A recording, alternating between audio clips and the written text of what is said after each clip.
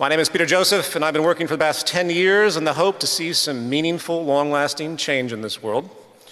A long 10 years it's been. In 2009, I helped start a nonprofit called the Zeitgeist Movement. It's a global sustainability advocacy organization. And we specifically focus on economic change because we feel it's the most important to set the stage for more viable levels of change, politically, socially, and so on. And as expressed in great detail in my recent book, The New Human Rights Movement, published last year, we as a species are faced with some powerful social pathology. I'll let that word sink in. A pathology driven, in fact, by our system of economic survival. A pathology, if left unchecked and uncountered, will only exacerbate wealth and income inequality and hence social instability. It's going to ruin our habitat through the drive for economic growth, and no doubt continue to undermine basic principles of equality, justice, and democracy. And with this latter issue, which is what brings me here today, the free and equal event, United We Stand, what enables a truly democratic, open, free society where a population can actually reach rational consensus on the direction it wishes to go, allowing for political egalitarianism, if you will, intergroup respect, and the elimination of power-based oppression? And if I was to frame the issue, I would do so in the following way. Do we have a proper precondition for viable democracy, not only in this country, but on this planet? Now, what do I mean by that? A precondition means something that comes before, in order for something else to follow in causality. For example, a legal precondition to drive in a car, of course, is to obtain a driver's license. Medically, a person can have a genetic precondition for a given disease. And the same can be applied towards environmental exposures, such as smoking cigarettes is a precondition for lung cancer. But the context here is sociological. If we as a society are to strive for increased human rights, social equality, and egalitarian democratic principles, can we conclude that the most foundational and dominant institutions, traditions, practices, root philosophies of our society, can we conclude that they foster the proper precondition to allow for more optimized democracy? Are we planting seeds in lush, nutrient-rich soil, or are we planting seeds in arid, stone, nutrient-void soil with little hope of growth? To consider that, we're going to go back in time. Roughly 12,000 years ago, the human species transitioned from nomadic hunter-gatherer societies, tribes foraging and hunting with no real agricultural skills, to farm-cultivating settled societies. This has been termed the Neolithic Revolution. Before the Neolithic Revolution, as corroborated by numerous anthropologists studying both existing and historical hunter-gatherer societies, social and economic life was actually very different. Small bands or tribes operated without money or markets. They were egalitarian, and they had no economic dominance hierarchy. It also is well established that they had much less violence, certainly no large-scale warfare. And while modern culture would gawk at the seemingly crude reality of hunter-gatherer life, it has been well argued, in fact, that there was a kind of minimalistic affluence, a happiness in simplicity. If you don't know you're poor, well, maybe you're not poor. A unique distinction because it challenges how we today think about social success or even progress itself. To highlight the contrast, anthropologist Marshall Salins once stated, "To accept that hunter-gatherers are affluent is therefore to recognize that the present condition of man slaving to bridge the gap between his unlimited wants and his insufficient means is a tragedy of modern times. Modern capitalist societies, however richly endowed, dedicate themselves to the proposition of scarcity. Inadequacy of economic means is the first principle of the world's wealthiest peoples. The market industrial system institutes scarcity in a manner completely without parallel, where production and distribution are arranged through the behavior of prices, and all livelihoods depend on getting and spending. Insufficiency of material means becomes the explicit, calculable starting point of all economic activity."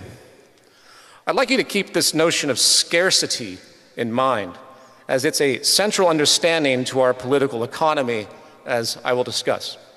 As far as survival, hunter-gatherers mostly had a gift economy, it was called, where they shared with no direct expectation of reciprocation. Think about that.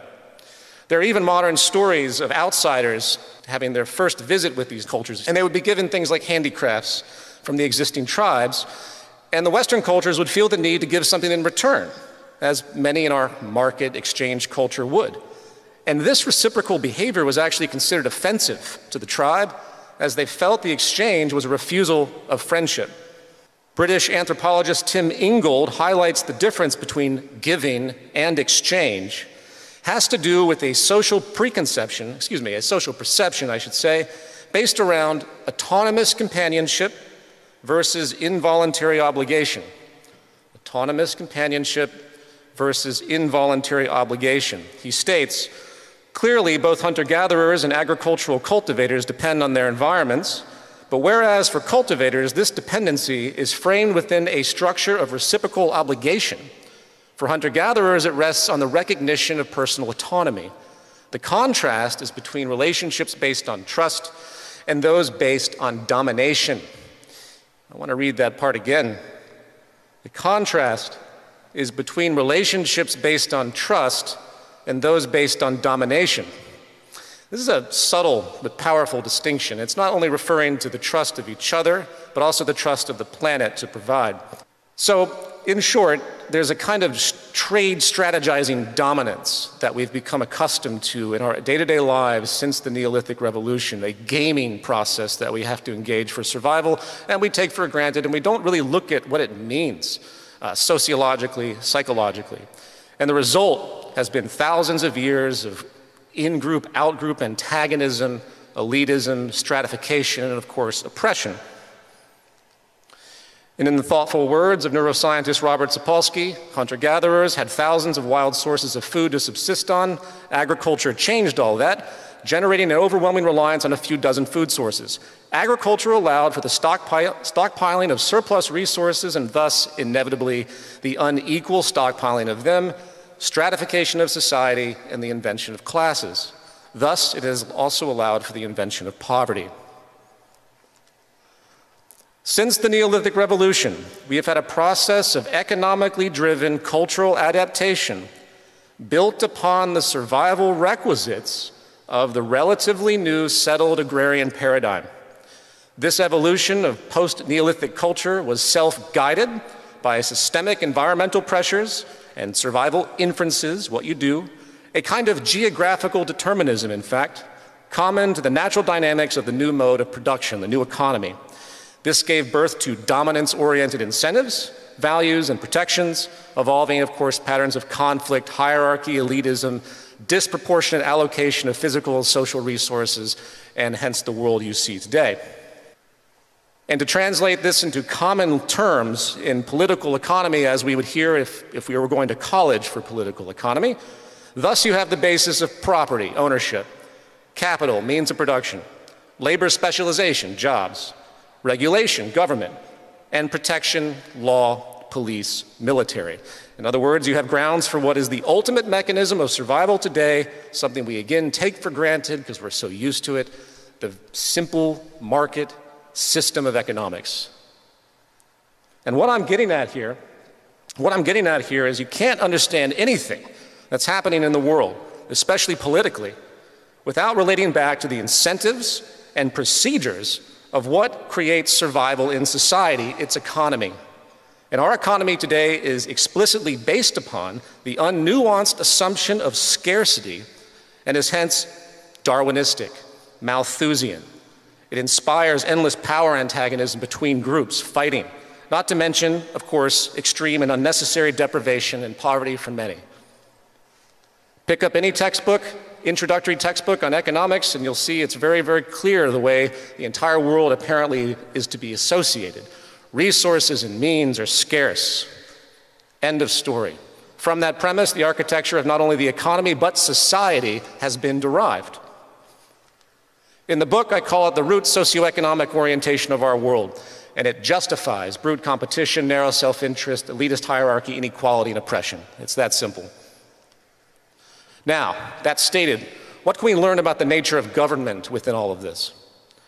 Well, first, we see that government actually proceeds from the economic premise of a society, not the other way around. It is this preordained economic mode, if you will, of society that decides what government is to be, does, and where its loyalties rest. If you examine historical variations of social systems, say capitalism, of course, communism as it existed, socialism, feudalism, mercantilism, and so on, you'll realize that the governing architecture of those systems served to protect and perpetuate the prevailing economic and class structures that ultimately define them. Feudalism, for example, was a structure based upon land ownership, labor, and class interdependence, going from the peasant to the king. Capitalism, in contrast, is based upon dynamics of private property, buying and selling, ownership, and the mechanism of ownership and wealth translating, of course, into power and control. And to understand the specific nature of government today, specifically in the United States, the forbidden experiment of the world as far as I'm concerned, a detailed 2014 study conducted by Professor Martin Gilens at Princeton and Benjamin Page at Northwestern University concluded the preferences of the average American appear to have only a minuscule, near zero, statistically non-significant impact upon public policy. The researchers concluded that lawmakers' policy actions tend to support, guess what, the interests of the wealthy, Wall Street, and big business. And what fascinates me, is that many in America, most in America, act like this is some kind of anomaly, some kind of corrupt anomaly, as though the US government, and in effect all governments in the world, haven't always prioritized economic interests since inception, business interests, with a government constituency generally composed of business powers.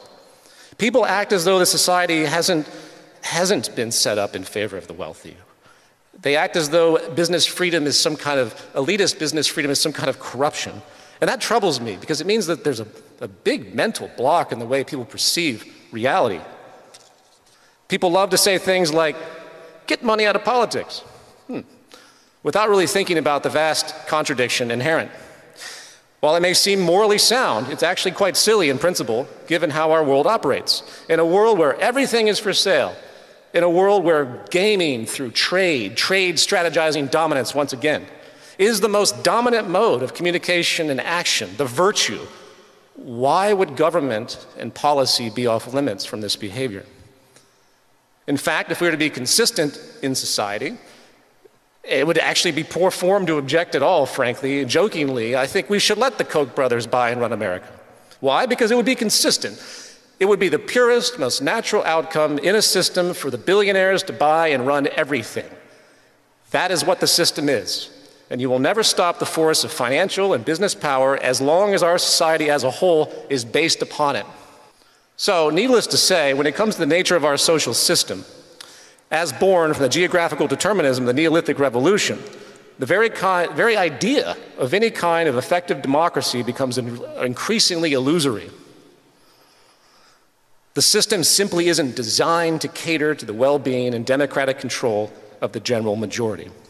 Rather, it's designed to facilitate the affairs of business, and most of all, the protection of big business, which are naturally the dominant interests in the revolving door of government as we know it. Hence, President Trump, of course. He is not an outlier.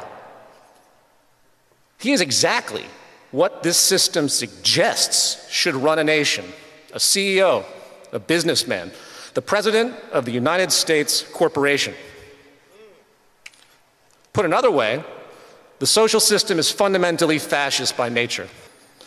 And until we change the precondition of our economy, there's little reason to expect much improvement. We can push the fascism back as we do here. It's always going to keep pushing forward. And eventually, based on the way things are going, it's going to win. This is a book by Robert Brady called Business as a System of Power. It was written in 1943 in the heat of the Second World War. It is a comparative study of various nations, including fascist Germany, Japan, Italy, and others. It links the root structure and incentive of business to the rise of fascist controls in the state. And it's frightening, because today nothing's really changed when you look at the structures, the institutions, and the mechanisms that are in play. In the foreword of this text, Another economist named Robert Lynn states the issue well in regard to America. He says, and this is a critical quote that really struck me when I read it. Thus, political equality under the ballot was granted on the unstated but factually double-locked assumption that the people must refrain from seeking the extension of that equality to the economic sphere. In short, the attempted harmonious marriage of democracy to capitalism doomed genuinely popular control from the start. And all down through our national life, the continuance of the Union has depended upon the unstated condition that the dominant member, capital, continue to provide returns to all elements in democratic society sufficient to disguise the underlying conflict in interest, sufficient to disguise the underlying conflict in interest. The crisis within the economic relations of capitalism was bound to precipitate a crisis in the democratic political system. Sufficient to disguise. You know what that is? That's the fact that everyone walks around with a cell phone that can make pancakes. That's the fact that people have been bought off in this society by gadgets and mindless property and associations to their identity that really are quite trivial and just keep them in a place of subservience because they don't want to rock the boat. All of that said, my goal here was to plant these seeds of consideration, because usually my talks are a lot longer than this. And I honestly do not believe we are ever going to see an optimization of democracy, as we all hope. An optimization of democracy and equality until we understand the forces that move against it. And it just so happens that the greatest force moving against it is the absolute foundation of our social system and the foundation of our survival as we know it. Arbitrarily so, it can be changed, but this is where we are. And that is a conversation I simply am not hearing these days. Everyone's terrified to talk about the social system. They don't want to be labeled, dismissed. How dare you say anything negative about our beautiful market economy and all it's done and all it's created. Well, it's created a lot of positive things. It's created a whole lot of negative things. And those negative things are going to start outweighing the positive if they haven't already. So I hope you can extend this discussion into your communities. Food for thought. Thank you very much.